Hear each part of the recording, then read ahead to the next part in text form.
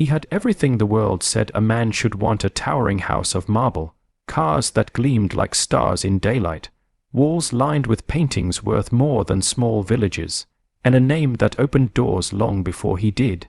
His laughter was deep, polished, and confident, the kind of laugh others would imitate in offices and cafes to make themselves seem important. But in the quiet darkness of his private study, he couldn't laugh at all. Nothing stirred his heart like this one thought that gnawed at him. Is she real? Not real as in pretty or polite, but real as in pure, honest and loving, without the shadows of wealth and privilege trailing behind her? His daughter-in-law, her smile could stop clocks, her manners could soften the sternest judge, and her robes shimmered with elegance. Everyone adored her, but he wasn't convinced her kindness was genuine. He feared it might be polished by expectation instead of born from compassion, and that fear kept him awake night after restless night. He needed to know the truth. YouTube, so he made a plan. Not a plan born of suspicion, but of desperation. He would become someone else, someone who walked unseen in society's margins.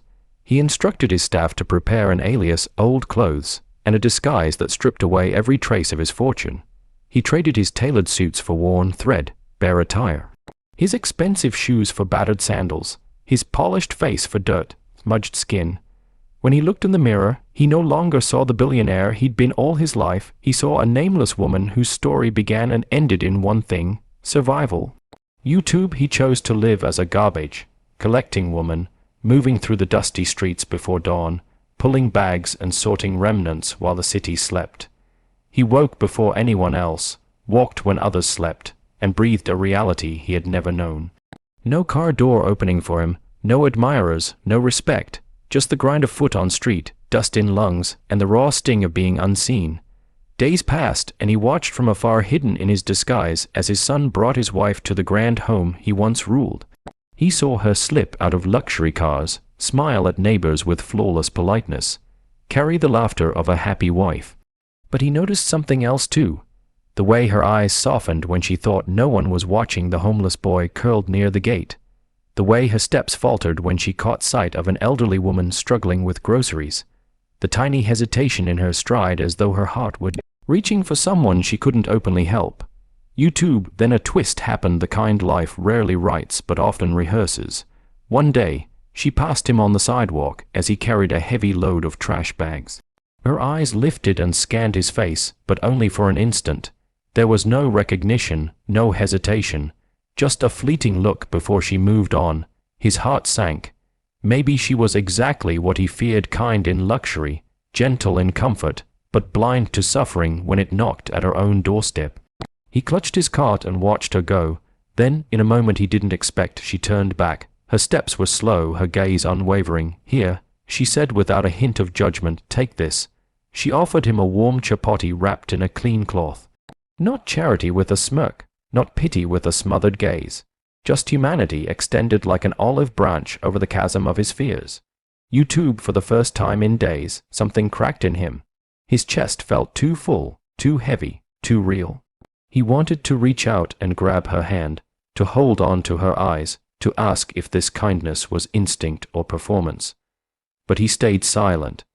Instead, he accepted the food and watched her walk away, a figure draped in elegance, yet carrying warmth no gilded robe could ever convey. Then something happened that no plan had prepared him for. He began to see her again, truly see her. Not as a daughter-in-law to be tested, not as someone tied to his son and his legacy, but as a human being whose heart was visible in the smallest acts: the extra cup of tea for a neighbor, the soft word she gave the scared child in the market, the respectful nod to the street sweeper who often went unnoticed. She was not polished by privilege, she was polished by empathy. YouTube, and yet he couldn't tell anyone. He had to remain hidden, so he stayed in the shadows, watched her kindness ripple outward like a stone cast into still water. He saw the beggar she helped get a job. He saw the widow she brought freshly cooked meals. He saw the way she held her husband's hand, not with the fragile politeness of polite society, but with a warmth that spoke of partnership, not performance. One morning, as dawn cracked orange over the rooftops, exhaustion finally pulled at his bones. He slumped against a wall in an alley, muscles aching, heart trembling with things he couldn't name. He was weak, unseen, and nameless. And then he saw her again, walking alone toward him, but this time without guards, without servants, without an audience. Just her. She paused when she saw him. Her eyes didn't flick away. They didn't judge. They just held. Something in her face shifted, a softness like an open sky after a storm. She stepped closer, and this time, she didn't offer food. She offered her hand. "Are you all right?" she asked with a gentleness that startled him, like a whisper from someone who sees your pain before you even speak it. YouTube, his breath faltered. Behind her question was no condescension, no discomfort. Only genuine concern. Everything in him wanted to tell her the truth, to confess his disguise, his fears, his doubts, but the words froze in his throat. Instead, he simply nodded, and she helped him up like he was someone worth saving. They walked together for a while, and neither spoke. She offered him water from a small bottle she carried, and when he took it, his fingers trembled. Not from hunger, not even from pain, but from the raw realization that he was being treated as a person, not a test subject. Suddenly, the tears came. At first one, then another, and then a stream he could no longer hold back. He hadn't cried like this in years, not since he lost his own mother, not since his father's funeral, not even at his wedding day.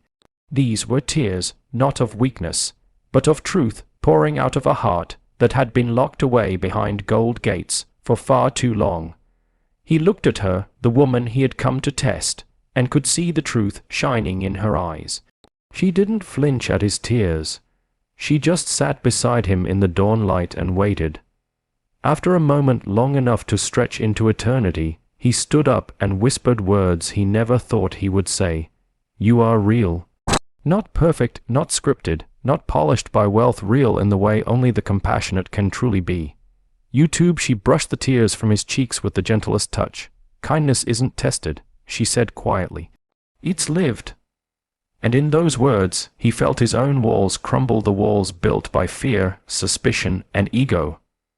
He had set out to test her heart, but in the end, it was his own heart that needed to be seen, understood, and healed. He never told her who he really was, not then, not ever, but he watched her walk away, her steps light, her spirit strong, and his own tears were no longer tears of doubt. They were tears of gratitude for having finally understood what it means to love without expecting anything in return. And in that moment, under the breaking light of a new day, he understood that the richest people are those who see the unseen, help the helpless, and give without asking why. That was the truth he had been searching for all along, a truth that only a humble heart could reveal. YouTube.